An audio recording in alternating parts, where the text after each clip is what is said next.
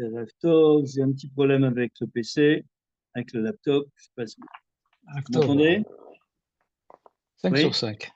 voilà. Bon, comme j'ai un petit problème avec le laptop qui s'est planté, je vais démarrer tout simplement à partir du téléphone. Donc, on va essayer de voir si ça marche comme il se doit. Qui c'est qui est avec nous ce soir? Youssef, Youssef et de quelqu'un d'autre, non? il y a, il y a, il y a Amran, Armand, Amam, c'est là? Je ne vois pas. Armand, si, Armand est là. Et il y a quelqu'un, Samsung SM, donc voilà, Voilà, ça y est, je nous sommes vois. 3 sur le Zoom. Très bien, 4 avec Eliaou qui arrive. Donc, je vais le démarrer avec le téléphone, hein, si vous permettez, parce que la petits ennuis avec le PC, le laptop, donc je suis bien embêté, mais il n'y a pas le choix. Donc, on va le faire de cette manière-là. Donc, en attendant de voir s'il démarre ou pas. Alors, on fait comme ça, et puis voilà. J'espère que vous m'entendez. Tout bien? Tout bon? Oui? Bien. Oui, oui. OK. Alors, on va démarrer. Donc, on est toujours dans le Chelek Gimel et on va commencer le Perek Sheni. Donc, C'est quoi la théologie? oula, on va voir ça. C'est La théologie? Non, hein, la théologie, je connais. la théologie, théologie. C'est une. je connais pas. J'ai recherché l'explication détaillée. C'est faire appel aux forces spirituelles qui relient entre le monde en bas et le monde en haut. C'est pas obligatoirement ce que nous on fait, parce que c'est plus dans le monde païen que les choses ont été utilisées, mais ça existe. Donc, c'est l'utilisation des schémotes, et c'est les utilisations qu'on peut faire aussi avec les kishupim, avec la sorcellerie. Ah, Ah oui, c'est le divan.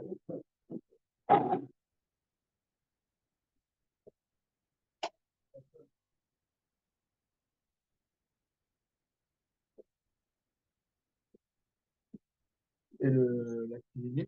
Ouais. Ah, j'avais l'impression que ça venait d'ailleurs. Non, non, il y en avait du four. Oui. Voilà, moi je suis aussi qui nous rejoint. Et Reftov, très bien, voilà. Donc je disais donc, je démarre à partir du téléphone pour l'instant. On verra qu'est-ce qui va se passer par la suite si le portable il se débloque parce que là il est complètement coincé. C'est pas grave, on va trouver la solution. Quand le Yetzirara il veut se mettre il veut nous mettre à l'épreuve, on va essayer de le contourner. De l'attaquer de front, c'est difficile. Alors Qui est avec nous là? voilà, hein, les attachés. Donc on est le 15 2016 du mois de juillet et on est déjà le 10 du mois de Le Tammuz. 15 soir, le 15. Le 15 du mois de juillet. Dans 3 heures, on est le 16. Voilà. Et on est le 10 du mois de Tammuz, déjà. Les attachés. Le combien, le 10? 10 Tammuz. Hier, on a évoqué dans le shiur, mais je ne vais pas revenir sur ça, on y reviendra un peu dimanche, les différentes kavanotes et les différentes précautions qu'il y a à prendre à partir déjà de cette date, puisqu'on a dit que d'après les explications qu'on a vues, déjà, donc, à l'époque du premier Beth Amikdash, c'est déjà à partir de Tête, donc à partir du 9 du mois de Tammuz, qu'il fallait être précautionneux sur beaucoup de choses, en particulier pour sortir le soir seul. Et comme on l'a dit, donc, c'est principalement pour sortir le soir seul hors de la ville.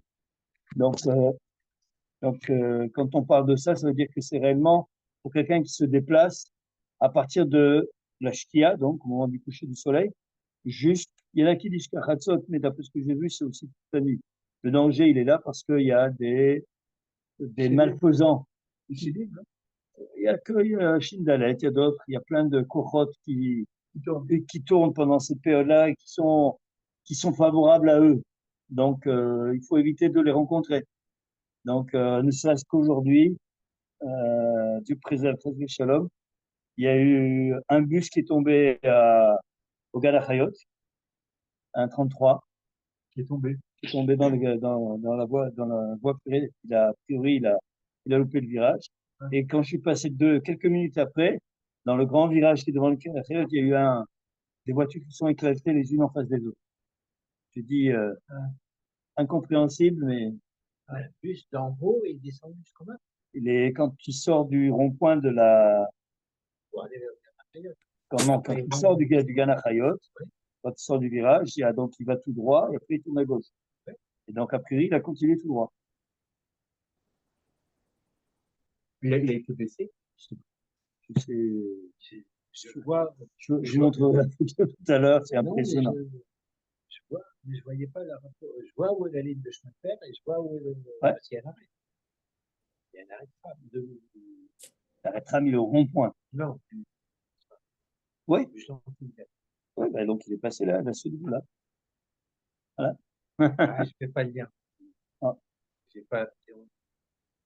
Donc, Bezat Hachem, qu'Hachem, il nous protège de tout ça et de tous ces anges maléfiques, parce que vraiment, c'est une période sur laquelle il faut éviter de se retrouver confronté à des choses qui sont mauvaises. Et qu'Hachem, il continue à nous donner des bonnes nouvelles, et Bezat Hachem, que tous ces Reishaim qui ont déjà été éliminés continuent à être éliminés, et qu'Hachem, il nous protège tous nos soldats et tous les gens qui sont encore malheureusement entre les mains de ces, il n'y a pas de mot, de ces plus que Péréadam, c'est vraiment affreux.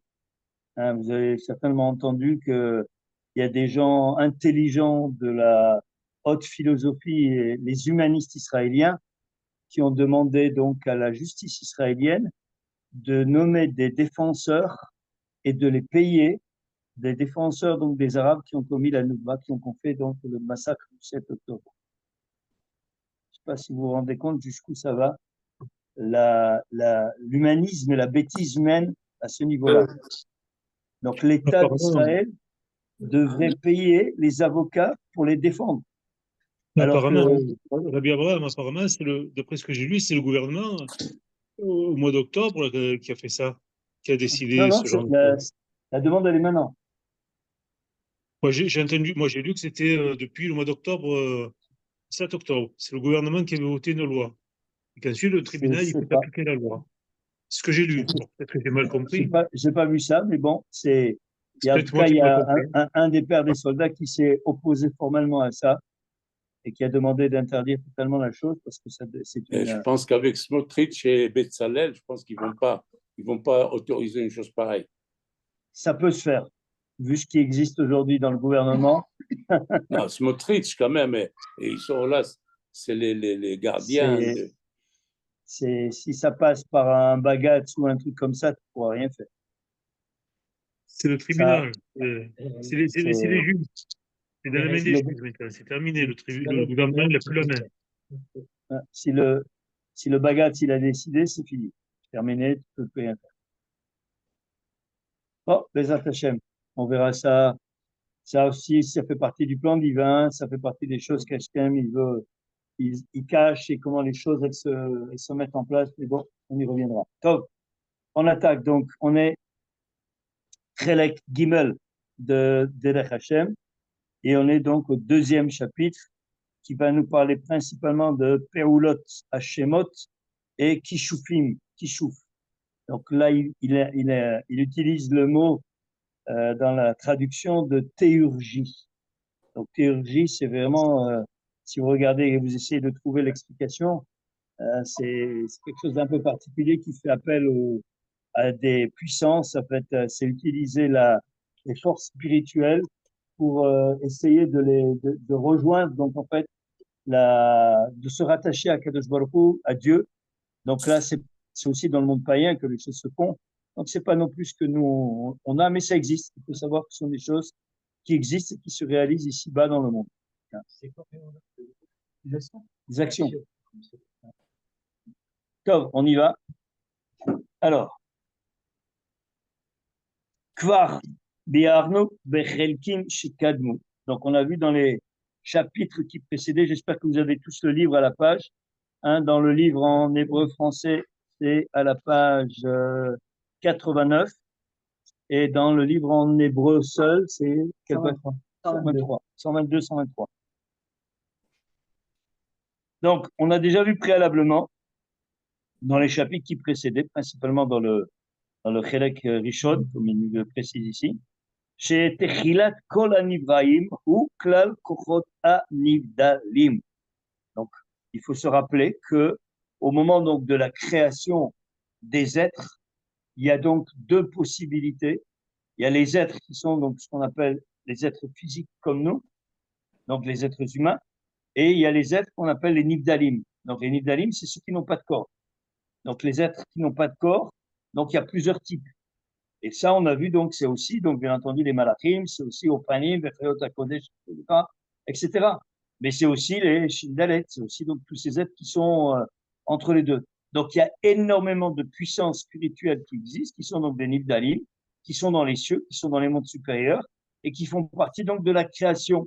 Donc tout ce qui a été créé donc vient de cette chose-là, l'origine donc de ces éléments. Mesoudarim Beseder, Ma Belchalkot Yeduot, ou Mehem, Mishtalshrim Be'adraga Agashmiim Leminehem. Et tout ça vient donc par ce qu'on a appelé la Ishtalshelut. Et donc la Ishtalshelut entraîne automatiquement donc cet élément, ce suivi des choses, donc la descente des éléments supérieurs vers les mondes inférieurs. Et comme on l'a donc déjà expliqué, c'est la manière dont cette lumière divine qui descend des mondes supérieurs, petit à petit, elle devient de plus en plus épaisse pour arriver donc à ce qu'on appelle le monde physique. Donc, cet oviout de la lumière, c'est ce qui va donner la possibilité de rendre les choses matérielles. Tant qu'on reste dans les lumières supérieures, dans les mondes d'en haut, donc dans les mondes spirituels, il n'y a pas de matière. D'accord ? Donc, dès qu'on monte d'un niveau, dès qu'on s'élève, ça veut dire que dès qu'on quitte Olam Asiya, et même déjà dans Asiya, il y a déjà des mondes spirituels qui sont bien hauts, mais on voit que, donc, on a vu et on a appris que les quatre mondes essentiels qui sont Asiya, Yetzira, Bria et Atzilut, donc c'est des mondes qui sont plus ou moins avec donc une enveloppe qui est plus ou moins matérielle. Mais tout dépend donc à quel niveau on est. Atzilut, c'est le divin total, c'est le monde donc spirituel total. Il n'y a pas. Bria, on commence à avoir un tout petit peu. C'est pour ça qu'on a dit que dans Olam Bria, il y a 90% de Tov et 10% de Ra. Yetzira, on commence à avoir 50-50. Donc, on commence à avoir une Yetzira, une création. Asiya, c'est 90% de Ra et 10% de Tov. Et c'est le monde dans lequel on est, puisqu'on est dans le monde le plus chefal de toute la création. Bon, l'homme échané, c'était simplement pour se rappeler. Et chaque élément, elle a été créée. Donc, Ishtal Shelim, Be'adraga. Et ça, on l'a vu, on a compris ce mot. J'espère maintenant que c'est ancré en nous. C'est quoi la draga?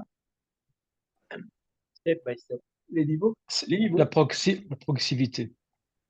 La progressivité. Progressivité. Oui, le mot, il est juste. Donc, c'est en effet étape après étape, on arrive donc d'un niveau, donc on peut le voir de bas en haut comme de haut en bas, c'est exactement la même chose. Le monde qui a été créé se fait par adraga. Ça veut dire que tous les éléments de ce monde ne peuvent pas se réaliser en un seul coup. Tchac, d'un seul coup, on passe de la lumière à la ténèbre, une certaine chose, ou alors en tout cas le monde matériel dans lequel on est. Donc tout ce qui s'est passé dans la création passe par automatiquement un système qui est la Hadraga. Donc on passe des éléments les plus spirituels en naissant donc Atzilut, Bria, Yetzira, Asiya. Et dans Asiya de Asiya, on est dans le monde dans lequel on est.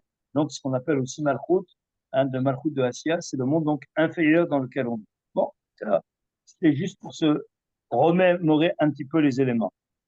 Od Biarnou, et on a vu donc aussi préalablement, Inyan Kochotara, et on a parlé donc des forces du mal, les forces du mal qui nous entourent, qui sont là, oui, ce qu'on appelle donc les origines du mal.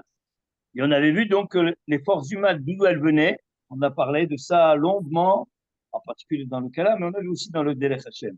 L'origine des forces du mal, d'où elles viennent? L'absence de Tov. Ça, c'est une réponse qui est vraie. Le Ra, c'est l'absence de Tov. C'est plus que l'absence. Ça veut dire que là où le bien n'arrive pas, c'est là où il y a le Ra. Donc, c'est pas l'absence. Parce que le tov, il vient tout le temps. C'est l'endroit où le bien devait arriver, qui n'arrive pas, alors il y a le ra. Mais il y a autre chose qu'on a vu. L'origine première de la chose, c'est quoi? La Shvira. Shvira Takelim. Shvira Takelim, c'est l'origine donc du mal. C'est donc à partir de ce moment-là qu'il y a une potentialité de ra, donc le Kochot Hara, qui vont se développer ensuite dans le monde dans lequel on est. Chez Mehem Mishtal Shelot, Araot Kulam Gashmim, et donc jusqu'à venir, donc ici, dans les mondes, donc dans les mondes dans lesquels on est, avec donc des forces qui sont de plus en plus concrètes. Ça veut dire que si tu es dans le monde de la Shira, où on parle donc de force de Ra, de puissance du mal, mais qui sont dans les mondes spirituels, on n'a même pas, on ne sait pas ce que de quoi on parle, alors que en bas, le bonhomme qui prend une claque, il a pris une claque. Ben, il a senti la douleur. Le bonhomme, il vient de se lever le matin, il se cogne dans le meuble, comme on dit, ou il se comme dans la chaise parce qu'il n'a pas vu, il avait pas ses lunettes. Ça fait mal. Donc la douleur, tu l'as sentie. Donc on voit que la douleur, elle se concrétise par quelque chose. Elle passe par un côté physique. Donc ce côté physique, donc maintenant, c'est la répercussion de tout ce qu'il y a dans les mondes d'en haut qui vient et qui se finalise par quelque chose qui devient gashmi. Donc maintenant, ça peut être d'autres choses. On a parlé, j'ai pris des exemples très bateaux pour essayer d'imager la chose. Chercher les clés 10 fois par jour, par exemple, aussi. Ou perdre son cahier. Voilà, exactement.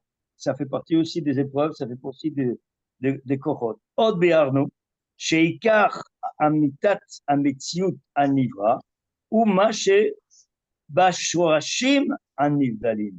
Et donc, quand on vient et qu'on explique la chose, donc, ikar haemet, donc ametziut, l'existence de la chose, anivrahim, donc anivrahu, mache beshorashim anivdalim. Donc, elle vient donc de l'origine, donc dans les racines suprêmes, donc qui sont donc simplement donc un prolongement de ce qu'il y a au niveau des nivdalim. Ou ma shebagashmihim, ou emsher levat mimma shenishtaresh venitzayet sham. Ça veut dire qu'automatiquement, ce que l'on a dans les mondes supérieurs, donc le monde maintenant qui est ici matériel, le monde qui s'est matérialisé, qui devient concret, donc sous la forme que l'on connaît, alors quoi? C'est le emsher de ce qu'il y a donc dans les mondes qui est dans les mondes supérieurs, donc qui est déjà enraciné dans ces mondes-là. Veoula, Sham Nisdarer, Venit Pachet, Machayara, où il est Pachet, toujours pareil, donc dans l'expression, dans le langage du Ramral que l'on commence à connaître, ça veut dire donc en fait, on vient, donc on explique que même donc ce système-là, donc ce CEDER qui a été mis en place, Venit Pachet et qui s'étend et qui se développe, c'est Machayara, oui, donc uniquement ce qui est apte à se développer, les fia amitat metziut animsaim veinyana, donc en fonction donc des éléments qui sont donnés par bien sûr le créateur. Mashiraou liot beshorashim ou mashiraou liot beanafim.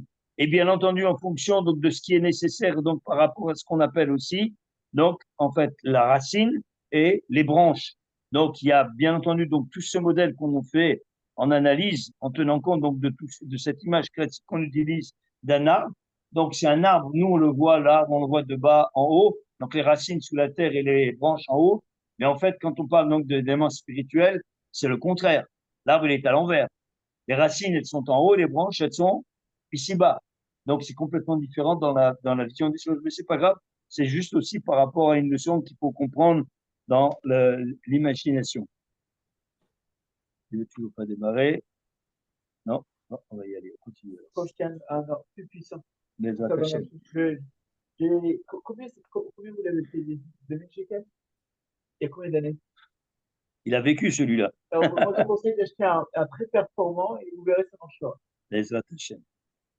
והחוכמה העליונה המשיכה את הדברים בהשתלשלות שהמשיכה. Bon, donc qu'est-ce qu'il y a? La Chokhma Ilona, donc à Kadosh Baruch Hu, qu'est-ce qu'il a fait? Imshira, donc il a perpétué ces choses-là dans la forme de la Ishtal Shelut que l'on connaît, ça veut dire donc cet enchaînement des événements, chez Imshira, Ve'atika Inyanim Mitsura Letsura. Et il a mis en place un système, donc ce qu'on appelle Tsura, la forme. Donc il y a un principe dans le monde dans lequel on est, il y a toujours cette notion de forme, de tsura. Et ensuite, donc, il y a ce qu'on appelle tsura avec Eli. Donc, en fait, il y a une forme qui vient, qui va déclencher un élément dans les mondes supérieurs. Donc, si on parle, par exemple, de Olam, donc dans le monde de Bria, Yetzira, Asiya. Donc, il y a une tsura. La tsura, qu'est-ce qu'elle va devenir? Donc, en fait, elle a un monde qui est en dessous, donc un monde qui est inférieur. Donc, maintenant, cette tsura qui est l'élément supérieur, donc, elle va devenir ici, elle va devenir donc l'élément qui va donner la vie au monde inférieur. Vous comprenez la chose? Bria va donner la vie au monde qui est en dessous, c'est-à-dire à Yetzira. Donc, en fait, le malchut qui est le malchut de Bria va devenir le Keter de Yetzira. Et donc maintenant, quand je suis donc dans le monde, donc j'ai passé donc une étape, donc Yetzira, donc le malchut de Yetzira va devenir le malchut de Yetzira va devenir le Keter de Asiya. Véchoulé, comme ça, donc sans arrêt, jusqu'aux derniers éléments de la création. Donc ça, c'est ce qu'on appelle la Hamshacha, le pécanisme. Il stade chez nous permanent dans tous les éléments des mondes supérieurs jusqu'au monde inférieur. Ça t'achève il va se lancer. Metsura letsura, ad shenikashru, venikbelu betsura agashmit azot, jusqu'à ce que la chose, elle vienne, donc, à se matérialiser. Donc, c'est petit, non? pas le sens de Nikbelu. Nikbelu dans le sens de former. Donc, elle vient sous une forme d'être formée dans un monde, dans le monde dans lequel on est. Donc, on est passé d'un élément qui est un monde spirituel à un monde qui devient matériel. Soura, ça peut aussi Soura. Soura, c'est la forme. Mais Soura, c'est aussi dans le monde musulman, il y a une Soura. En laissant pour le monde musulman, on leur laisse cette chose aussi.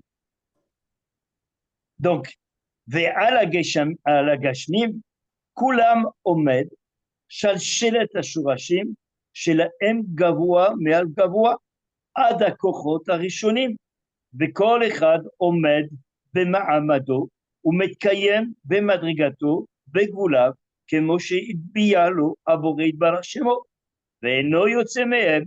Et là, il nous donne un élément supplémentaire dans la création. Donc, toi, tu viens de nous expliquer que le monde, c'est un enchaînement de choses depuis les mondes spirituels jusqu'à la matière. Maintenant que la matière, elle est créée, que le monde a été créé, Hachem, il a mis donc un monde qui s'appelle la nature, Teva. D'accord? Maintenant, cette nature-là, il a créé dans toute sa particularité. Donc, il y a une particularité pour chaque élément de la création. Donc, il y a une tsura. Donc, cette tsura, elle a une particularité, c'est qu'elle est créée avec ses limites. Et ces limites sont propres à chaque élément de la création. Donc, tu ne peux pas comparer les limites d'une fleur avec les limites d'un homme, les limites d'un animal avec les limites d'un ruisseau d'eau. Donc, chaque élément qui a été créé, Akadosh Baruch Hu lui a mis donc en potentialité donc des éléments qui vont le définir en tant que tel par ses particularités, par ce qu'on appellerait un petit peu le monde chimique de la chose. Donc, si on analyse la chose dans son ensemble, alors en effet, on pourrait dire donc que telle chose, on peut lui décomposer ces éléments, de savoir de quoi il en retourne. Donc, très bien. Maintenant, ces choses-là, qu'est-ce que ça veut dire? Ça veut dire qu'Hachem, il a donc mis des limites dans le monde. Donc, ça veut dire quoi, ces limites dans le monde? Ça veut dire que si maintenant, il a décidé que pour que le monde y tienne, il faut qu'il y ait des limites entre l'eau et la terre.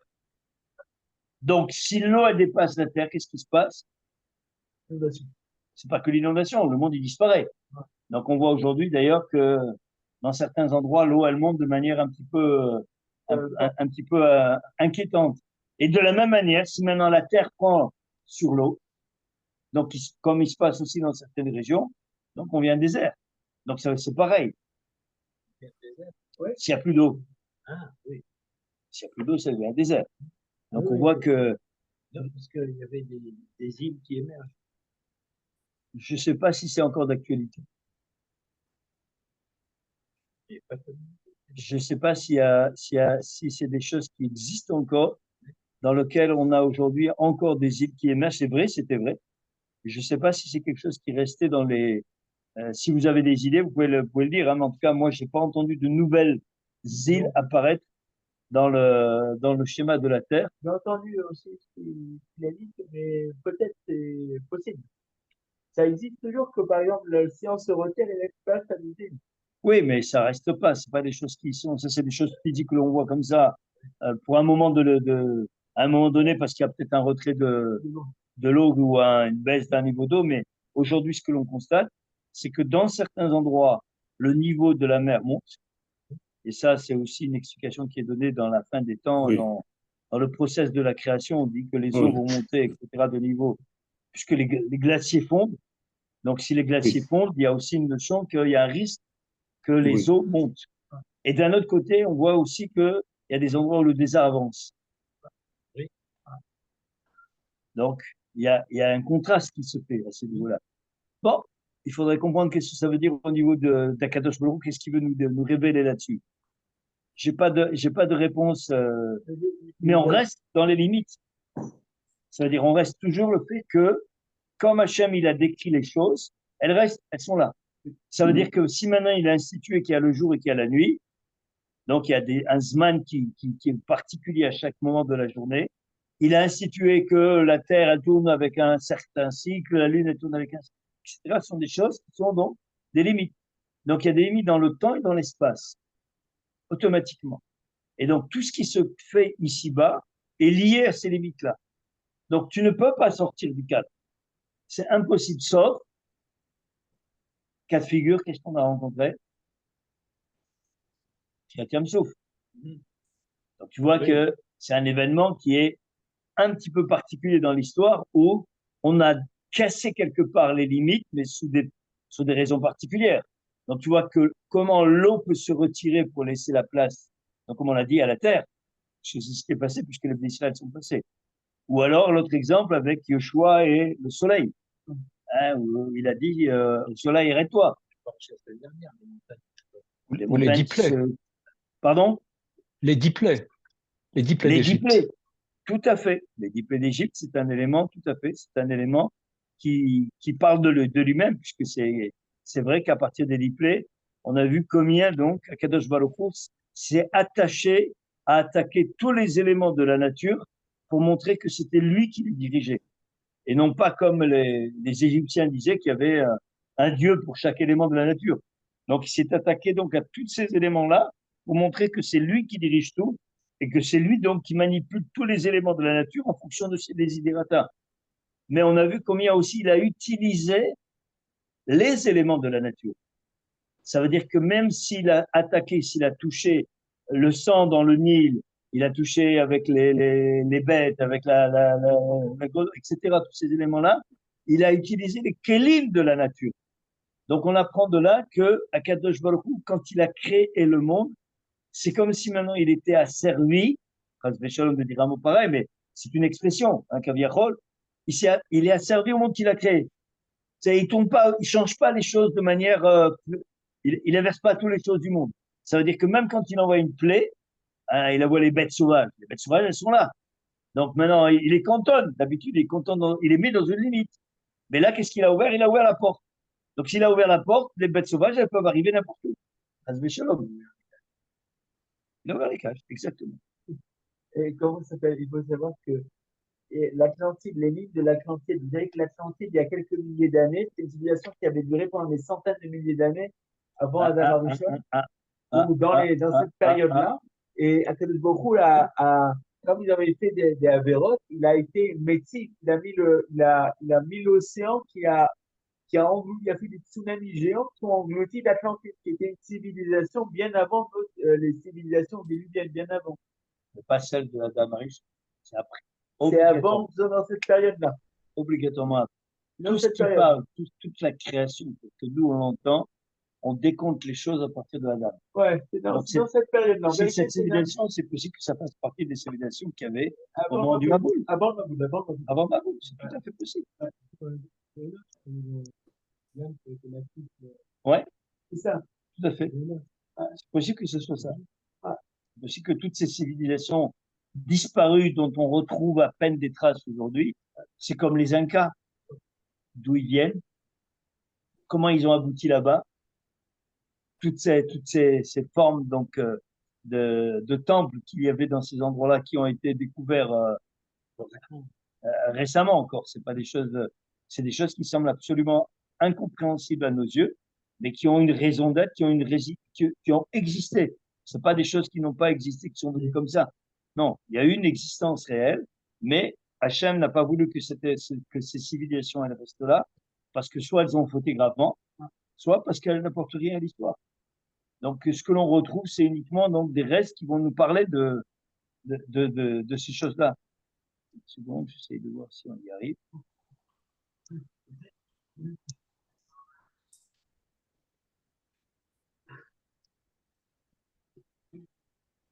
On continue. Où est-ce qu'on est?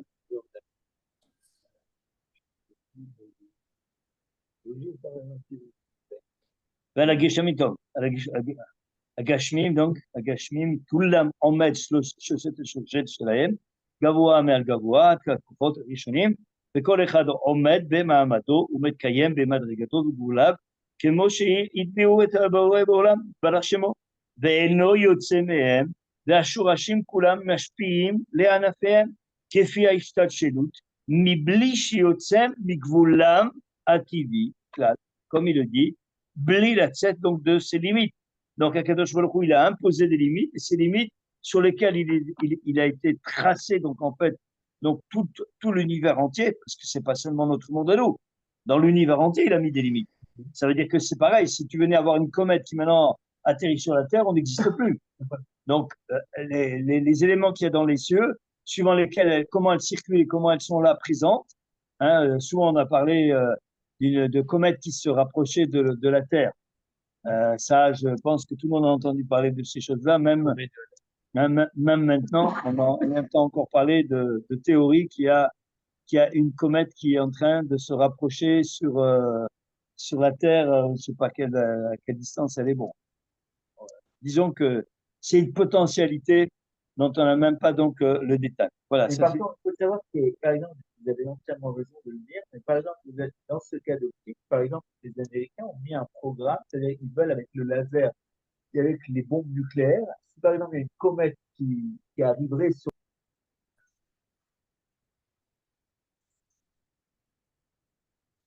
On a perdu le son là.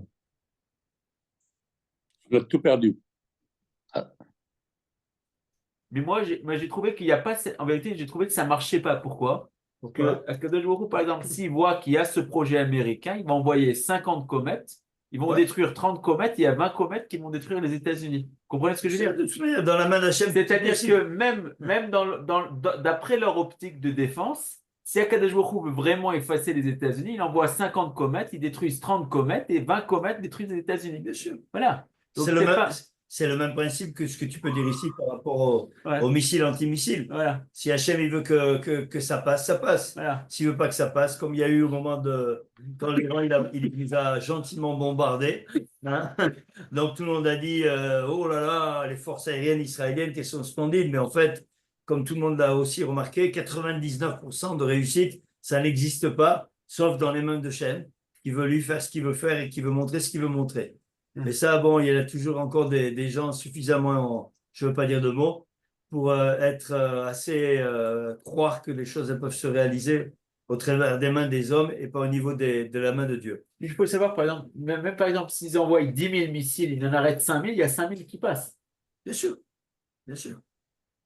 Top, on continue. Pour l'instant, on est sur le PC. On continue. Par contre, je n'ai pas encore le texte à l'écran. J'espère que ça va arriver. Ne vous en faites pas. Les choses bougent. Donc, on est dans la draga. Hein. On était dans le téléphone. On est passé dans le laptop. Donc, on a une draga, une évolution. Mais on a Xera Chochma Iliona. Donc, regardez bien les mots dans les textes. Parce qu'on voit qu'à chaque fois que Ramchal utilise certains mots, ils ont un sens, ils ont une étiquette. Donc, quand on parle ici de Gzera, donc c'est la forme d'un décret divin sur lequel c'est irrémédiable.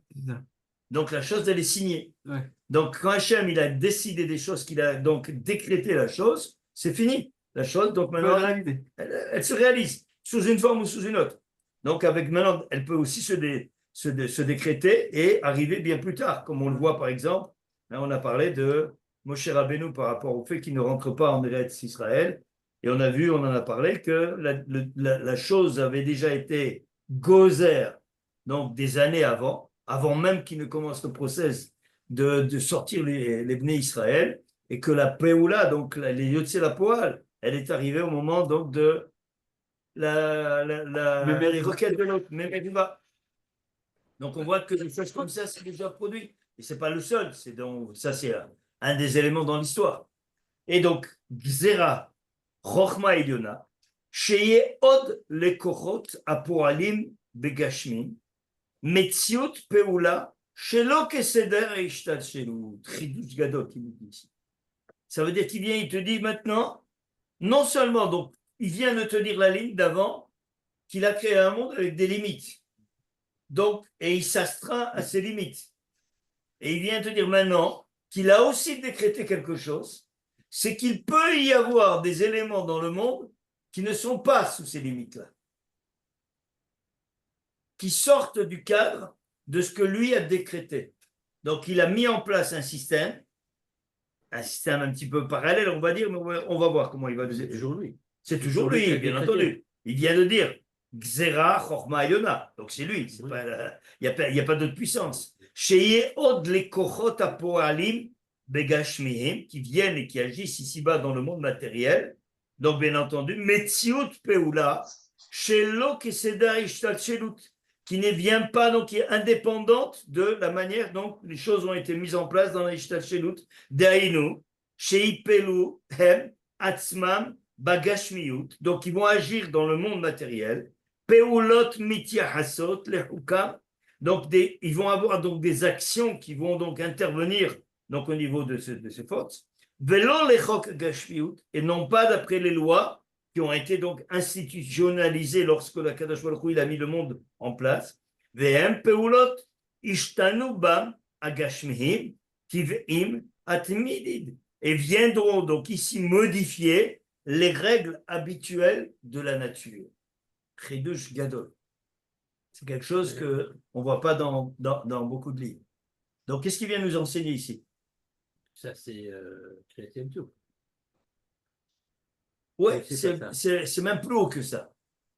Donc, ça veut dire que tu peux donc avoir des forces, j'appelle pas ça des forces surnaturelles, parce que c'est des forces qui ont été décrétées, donc des kochot qui ont été décrétées ici, qui peuvent agir sur le monde de la nature et perturber les lois de la nature. Mais en fait, c'est quoi? C'est aussi des lois de la nature. Et oui. Donc, il a mis en place un système. Pourquoi vous dites ces lois de la nature? Peut-être ce n'est pas les lois de la nature. C'est aussi des lois de la nature, parce qu'il les a décrétées. Oui. Okay. Et oui. Tu ne peux pas dire autrement. Ouais. Il a créé un monde qui est le monde, on va dire, traditionnel du monde de la nature qui tourne naturellement. Entre guillemets, naturellement, que tout le monde dit, ça roule tout seul. Tu plantes une graine, tu l'arroses, elle va pousser, elle va donner un arbre. Donc, tous les goïms du monde, ils vont te dire où est-ce qu'il y a Dieu. Shalom. Mais ils ne comprennent pas que il y a un chayout, il y a un nefesh à l'intérieur. Et que si Hachem il enlève le nefesh, il n'y a rien du tout. Donc, tu vois bien que dans la nature, Hachem, il a mis donc des règles. Donc, mais maintenant, dans ces règles-là, il a mis aussi en place un système qui peut venir modifier ces règles-là. Donc, c'est une autorisation quelque part de venir agir sur les lois de la nature avec d'autres lois qui sont d'autres lois de la nature. Vous me suivez là-bas? Parfaitement. C'est bon? Oui. Eliaou, Moshe, ça va? On n'a pas décollé? Ça va. Ok, d'accord. Donc c'est important de comprendre, de bien comprendre ces choses-là. Comment donc c'est ce on va voir qui va agir et qui va donner la possibilité à certaines personnes de pouvoir utiliser ces forces et d'en faire aussi un corps. Oui. Donc, il donne la possibilité donc d'utiliser ces forces. Donc, Koharatuma, le pouvoir de l'utiliser dans les forces du mal. Donc, on va aussi voir donc, toutes les finesses qu'il y a à l'intérieur de ces choses-là. Bon, Léa. Dans la Tama. Mais pourquoi? Là, il dit pas que c'est dans les forces du mal nécessairement. On va voir. J'ai devancé, excusez-moi. Ouais. On va voir ce qu'il va nous dire. On va voir ce qu'il y a. Pour l'instant, il ne parle pas de force du mal. D'accord. Il parle de kohot. D'accord? Donc, c'est vrai. Veine. Ah non, je n'ai pas fini la phrase. Daïnu. Sheipalu em atzma begashmiyut peulot mitiyachasot lechukam velo lechok agashmiyut vehem peulot ishtanu bam agashmiim mitivim atamid. Donc, il va modifier les règles habituelles donc, de la nature telles que les lois physiques que l'on connaît. Donc, les lois physiques sont des lois chok. Chok velo yavor. Tout ce qu'il y a dans le monde physique, le fait qu'il y a la force de pesanteur, la force d'attraction, etc., tous ces éléments qu'on connaît, qui ont été révélés plus récemment par tous les grands physiciens, tous les grands mathématiciens, sont des lois que Hachem il a mis dans le monde, qu'il a fixées dans le monde. Ces lois-là, elles sont inaltérables, elles sont immuables, elles sont là présentes. Donc, comment tu peux venir dire maintenant que tu as mis derrière donc, des lois qui peuvent intervenir sur ces choses-là? On va le voir, les athlètes. Veine, Natan le Adam, Yecholet sheishtamesh minamitzaot al aderech hazeh. Donc, il a donné donc aussi l'homme la possibilité, donc le pouvoir, donc d'utiliser ses puissances chez mishtamesh minamitzaot al derech hazeh. C'est pour ça qu'il utilise ici le mot dans le livre. Je regardais, il utilise le mot donc de théurgie. Donc, je vous laisse chercher l'explication de ce mot-là, de cette particularité qui est donc donnée aux hommes d'utiliser donc des kohot pour pouvoir se rapprocher de Dieu. Donc, dans le sens positif, on va dire pour l'instant. De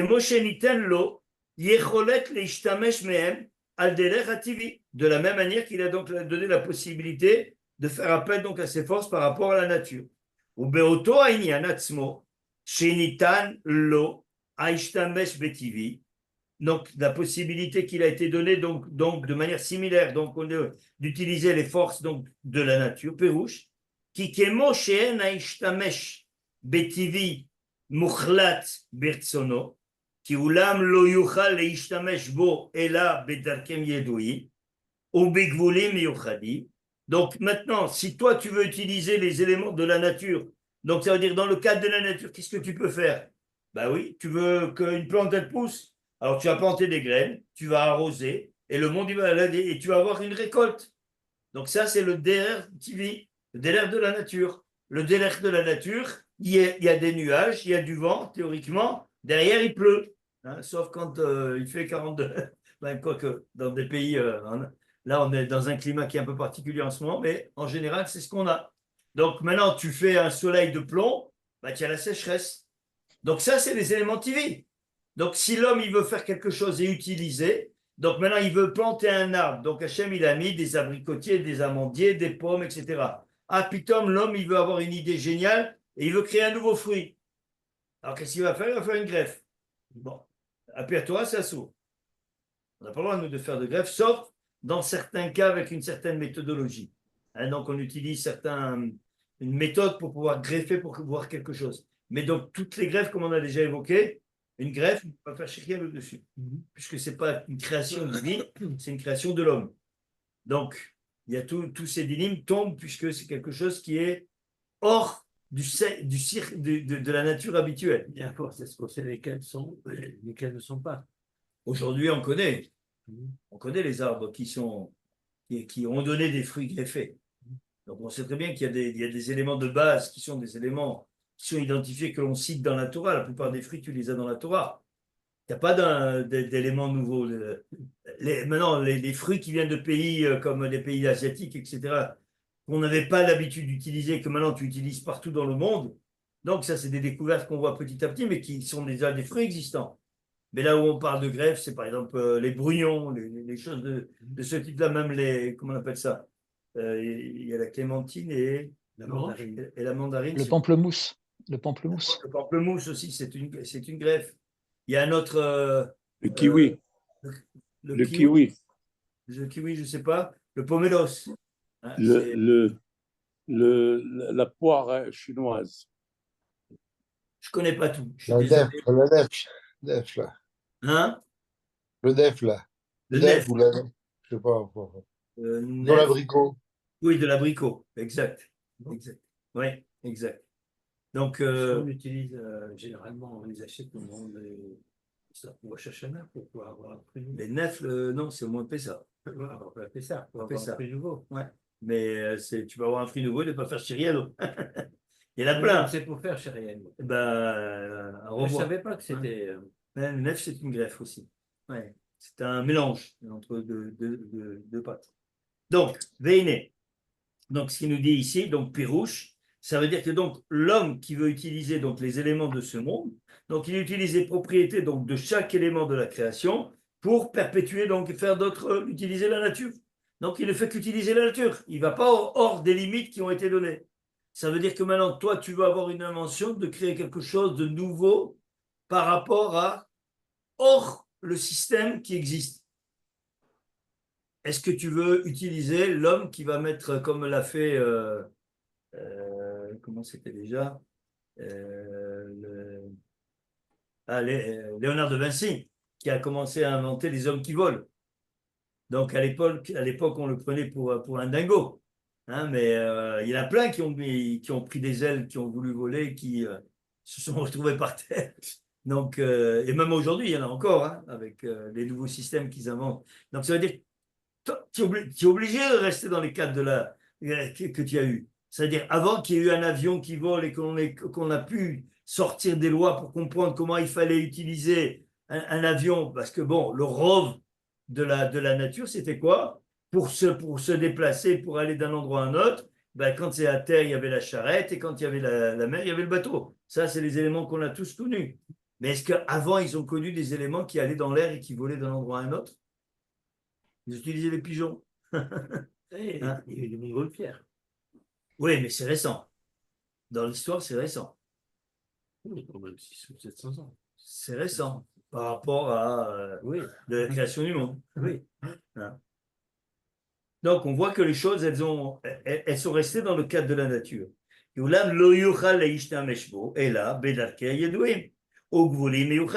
iné lo yuchal lachtoch ela besakin vekayotsebo.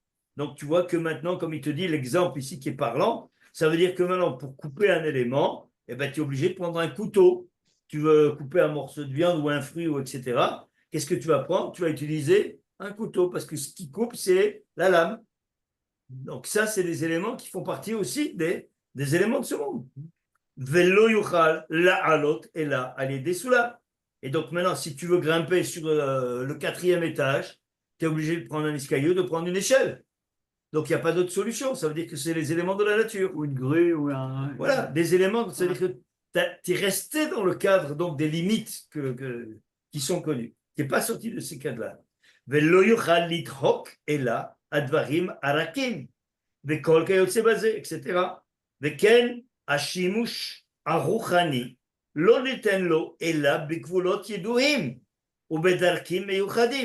maintenant, quand je touche le monde spirituel, c'est la même chose. Ça veut dire que maintenant, pour accéder au monde spirituel, je vais devoir aussi franchir par des étapes, par des soulames, par une échelle, par une adraga. Ça veut dire que je ne vais pas pouvoir atteindre maintenant le monde de Hatzilut sans avoir franchi Asiya, Yetzira, Bria, etc.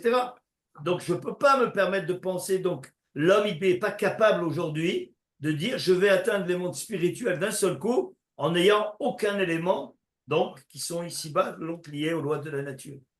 Donc ça marche du côté physique, donc les lois de la physique, mais c'est aussi applicable au niveau donc, des lois spirituelles, mais d'une manière un petit peu différente, on le verra.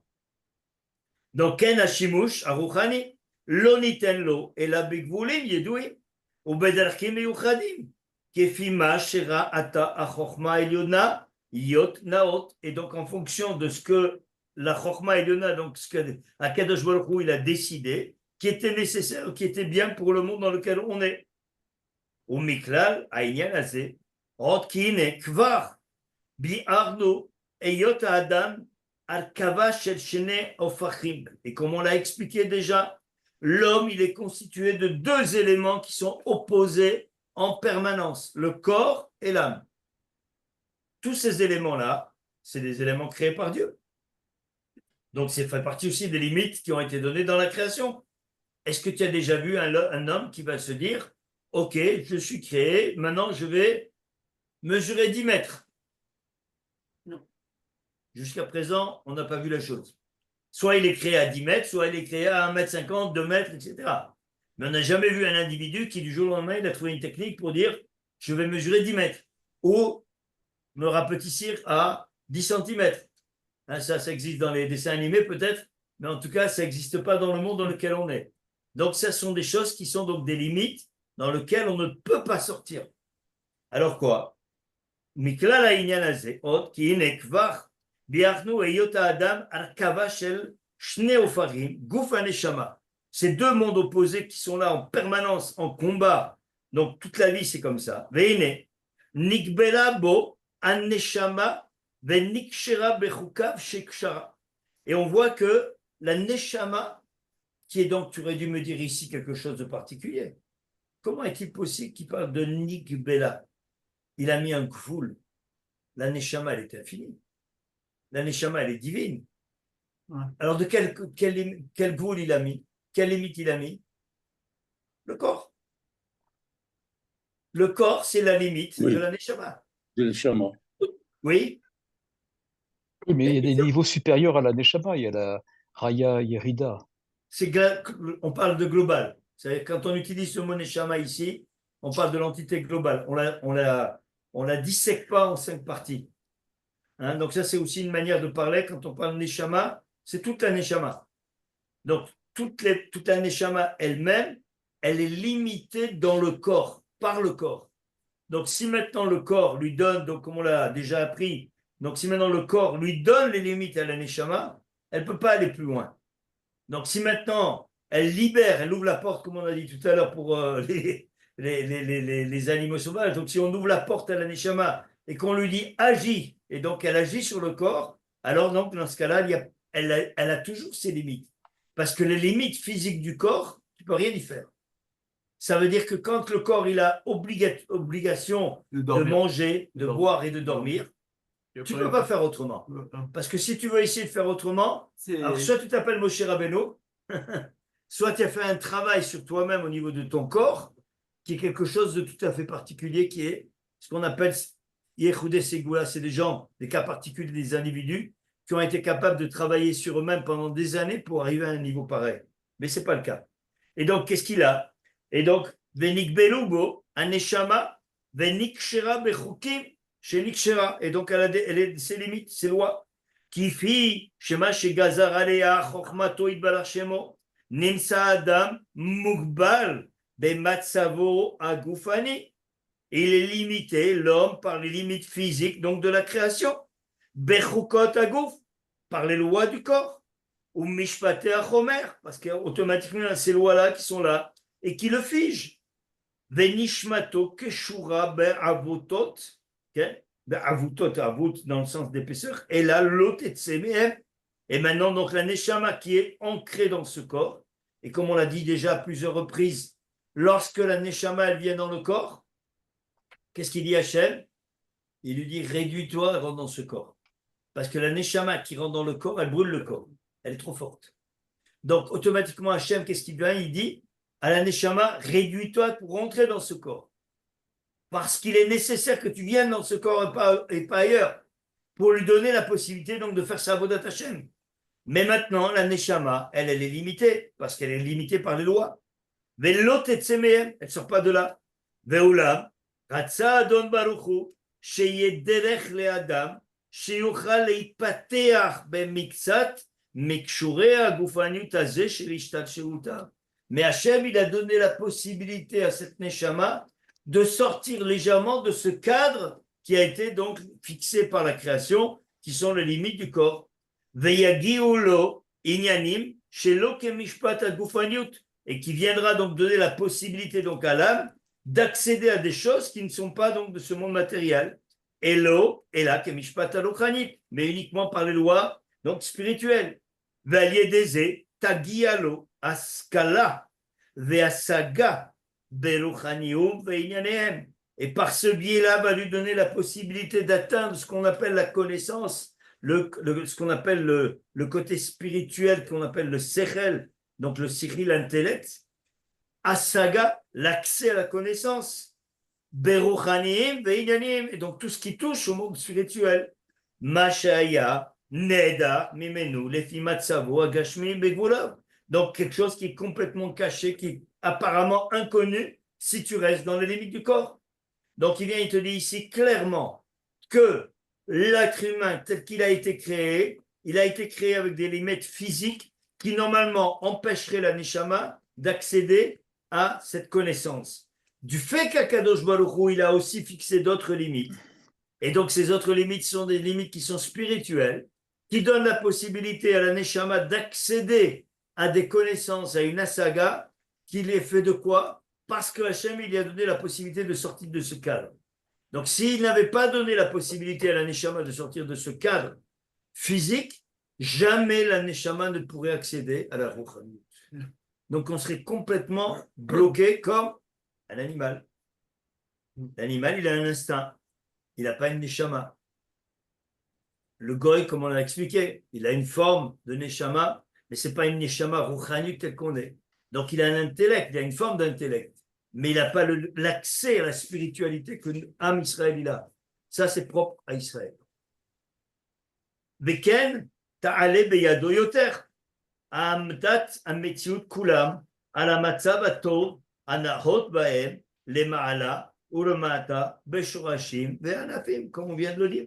Donc tout ça, en fonction donc des éléments spirituels qui ont été enracinés par rapport au monde d'en haut et par rapport aux limites. Donc ce qu'on a dit donc les racines et les branches, qui sont donc maintenant donc le monde dans lequel on est. Voilà. Je crois qu'on va rester là pour aujourd'hui. Est-ce qu'il y a des questions? À ce stade, on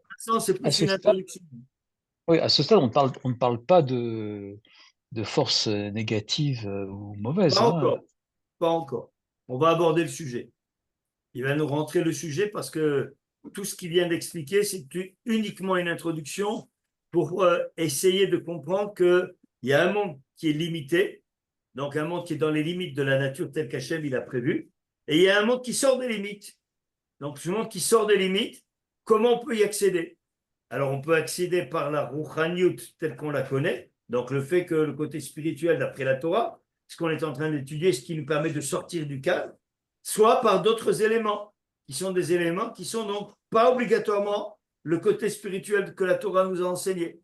Et donc là, on va automatiquement faire appel à des forces qui sont présentes ici-bas et qui sont utilisées soit à bon escient parce que l'homme il veut accéder à une forme de spiritualité. Ça existe aussi dans les mondes, dans les Umot HaOlam. Quand on parle de l'hindouisme, de toutes ces connaissances, de toutes ces sciences asiatiques, c'est une recherche de la spiritualité, mais qui ne passe pas par le délire qui est le nôtre. C'est ça la différence.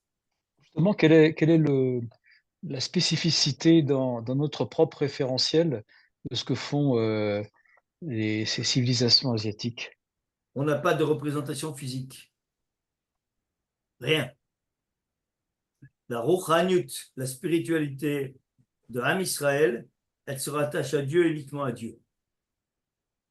Eux, ils vont passer par des intermédiaires qui sont souvent de la Vodazara pour arriver à ce niveau de spiritualité. Ça, on l'apprend, c'est une des particularités qui est aussi enseignée dans certains livres.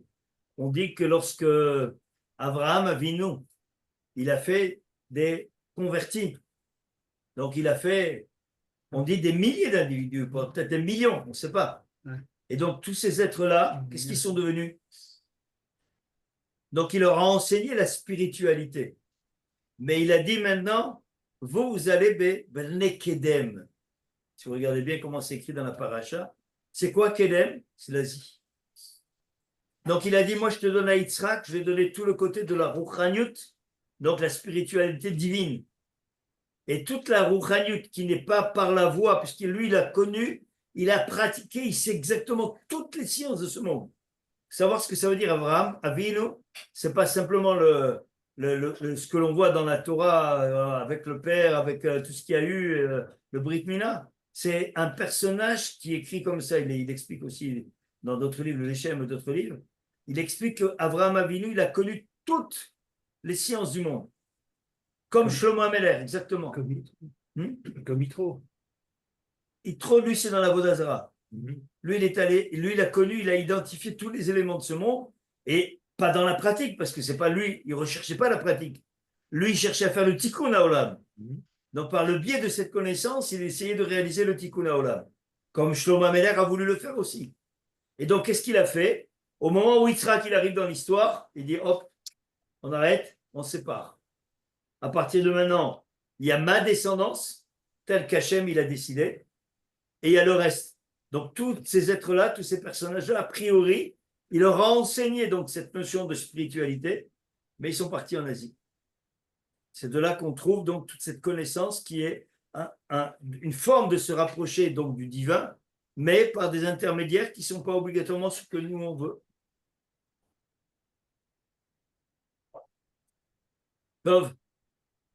D'autres questions? Mais on voit des fois que, enfin, on voit que on représente le trône céleste avec en disant il y a des rubis, il y a des diamants, il y a, enfin, c'est rapporté ça. C'est des lumières. Tu parles de qui c'est à Kavod? C'est à Kavod ou alors le char Sarah Merkava, par exemple. Oui, c'est ce qu'on Aussi. appelle la Merkava. Ouais. Les Merkava sont des orotes en fait. C'est des représentations, mais il faut faire justement attention. C'est que là-bas, il est écrit dans la paracha, tu ne feras pas d'image. Oui. Donc, cette représentation-là, elle est fausse. Elle peut nous amener à penser tordu. Donc, nous, on n'a pas le droit, comme on voit aussi, il y a des images où on voit un géant tenir avec des piliers le monde. Tu as déjà vu ces images? Sous Hercule ou je ne sais pas trop qui. Donc, Atlas. c'est écrit que Hachem, il tient le monde. Donc, il tient le monde comment? Alors, tu vas dire, il tient comme ça? Bah, plutôt. C'est des forces spirituelles, des forces des xérotes qu'il a mis. Donc, si maintenant, toi, tu viens penser que c'est comme ça, tu fais une avodazara. Il faut faire très, très attention à ces représentations qui ont été faites, parce que très souvent, c'est des gens qui ont pensé, qui ont essayé d'imaginer. C'est de la même manière, quand je vous montre les tableaux, quand on parle dans le Kalar et que je vous dessine et que je vous montre des dessins de Olama Yetzira, de Adam Kanon, etc., c'est juste pour ouvrir l'oreille, comme on dit, pour nous donner une idée de la compréhension, mais ce n'est pas comme ça que la chose elle est. Ras v'shalom. Jamais penser que c'est une réalité.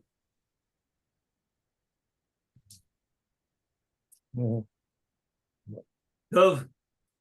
Bon. Voilà pour ce soir, Bezrat Hashem. Et bonne continuation, bonne fin de semaine. Qu'on n'entend que des bonnes nouvelles, Bezrat Hashem, pour tout le monde. Amen. Amen.